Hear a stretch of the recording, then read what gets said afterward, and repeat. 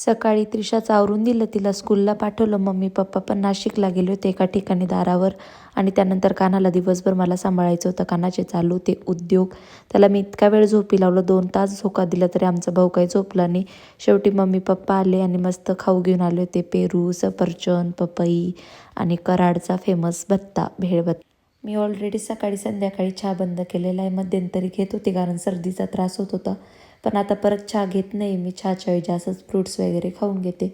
आणि सायंकाळी आम्हाला काही ना काही जेवणाआधी टाईमपास लागतोच. तर आता यांना स्वयंपाकाचा पण टाईम होत आलेला आहे. थोडेसे फ्रूट्स कापून खाऊन घेतले. आणि आज स्वयंपाकात बनवतो आहे आम्ही कोथिंबीरचे मुटकुळे, कारण मला अजिबात भाजीपोळी खायची इच्छा होत नाही. पूर्ण तोंड कडू पडलं आहे माझं. स्वयंपाक झाला आणि त्यानंतर परत भेळ भत्ता खायला घेतला. मुलांना पण खायचा होता.